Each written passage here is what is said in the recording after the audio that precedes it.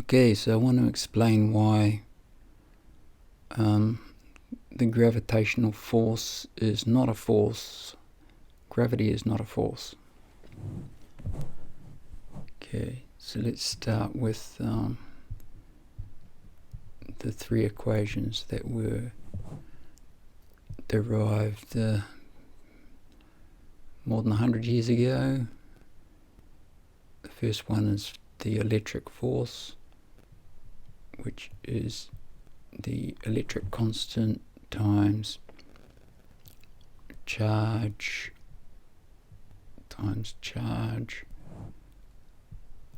over the radius, and the magnetic force, which is the magnetic constant times the North Pole times the South Pole over the radius squared, and the gravitational force, which is not a force, which is gravity times mass over the radius squared. And Einstein said that this is inertial mass and this one's gravitational mass, and because they are equivalent you can cancel them out, and that's why the gravitational force is actually just acceleration.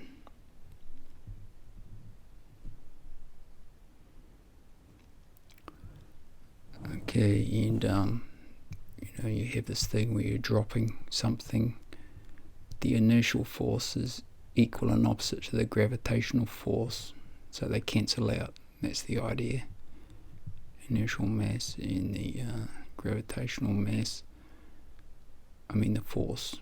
The forces are equal and opposite, so they just cancel out. So you end up with a free falling object.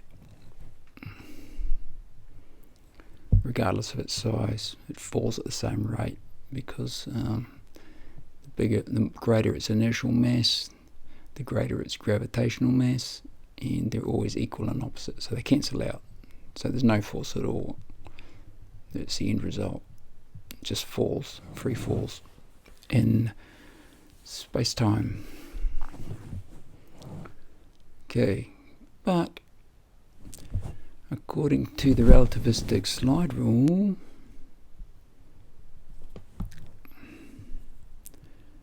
that's gravitational,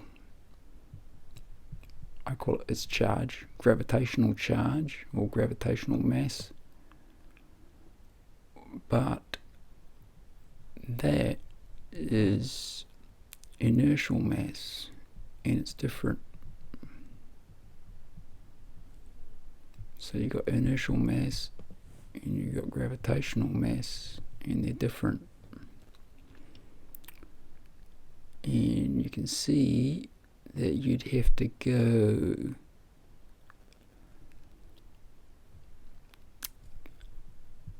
gamma times the inertial mass to get the gravitational mass. And the end result is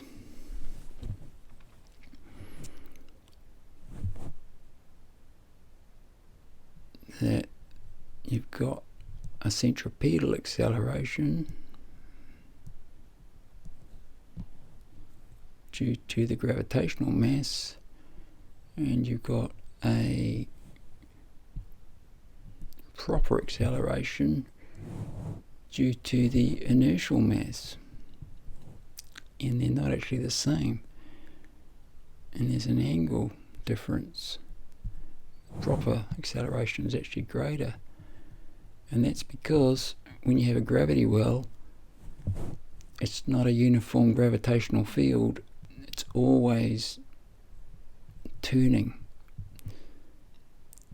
So there's a curved space-time.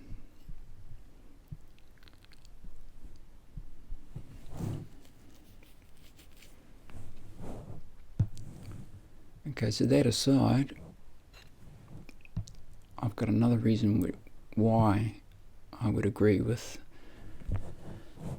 Einstein, and that is, first of all, let's go through each one of these. Okay, is this a force? Well, the electric constant is a constant. The two charges are multiplied together, and it's divided by L squared, which is the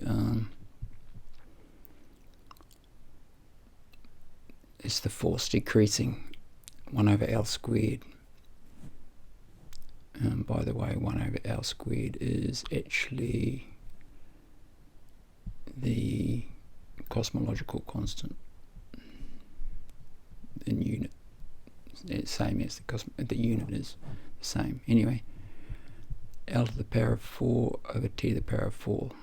Once you cancel everything, and that's what you get. And that is a force, because that distance there is L to the 4 over T to the 4.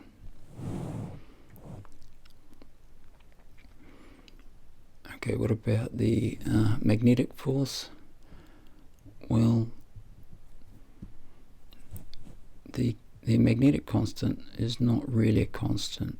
It's actually T squared over L squared. In other words, it's the inverse of that length, which is L squared over T squared.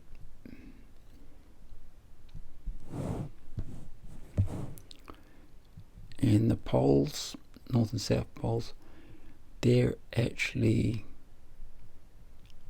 linear momentums. And I would suggest that that's the reason that they have the symbol little p, because it's linear momentum over L squared, and then again you just do your cancelling and you get a force again. That makes sense, because that's just the same force but from a different frame of reference. Okay, but what about gravity? Well, if big G is really a constant, then you've got gravitational charge times gravitational charge over L squared, and indeed you do have a force. But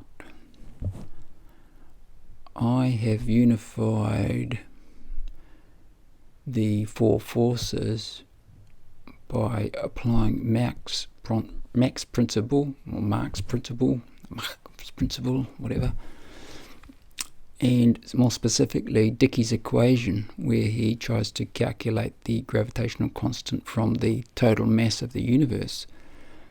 And in short, that equation is basically then the sum of all the masses over the radius, blah blah blah. But if I apply the relativistic slide rule to that, I find that the C and the R cancel out amazingly, and yet I'm just left with that for the gravitational constant. Okay, so now let me replace the 1 with the gravitational constant that I use, T squared over L cubed over 4, and let's do some cancelling.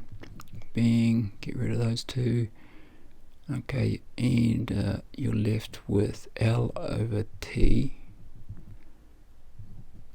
L over T squared divided by 4.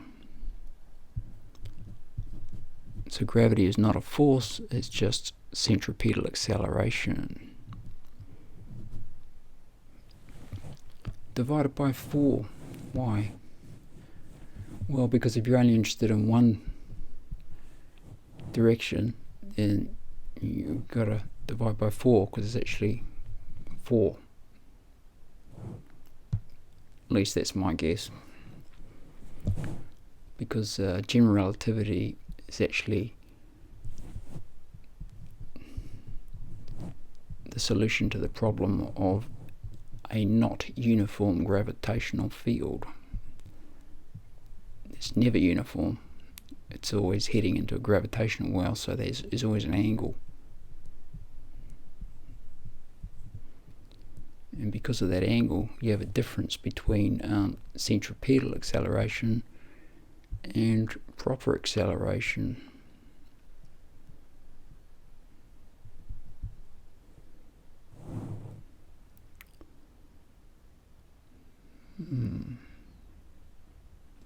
Also, notice how I said those little p's are poles. Well, let's take momentum, and it's actually, that length there is actually L4 over t cubed. That's actually a linear momentum, and therefore so is that one, by the way. And lo and behold, this length here is magnetic flux, L squared over T. It's also incidentally Planck's constant, specific Planck's constant, in other words, divided by the mass.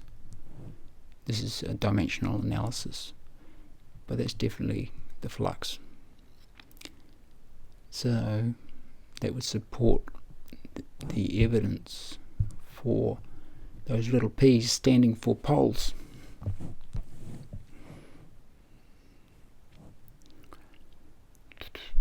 And of course, that flux is also the result of velocity addition.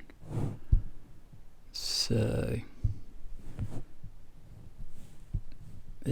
these two lengths, say you've got two particles heading off in opposite directions, 1 over t, you have to do velocity addition. So you go to that, add them together, and then go 1 plus, and then take the square of that. Well, let me just square the t, because 1 squared is just 1. And that actually gives you that, which is that length. Alternatively, that's also equivalent to just that, which is those two, and epsilon. Add them together, then apply epsilon.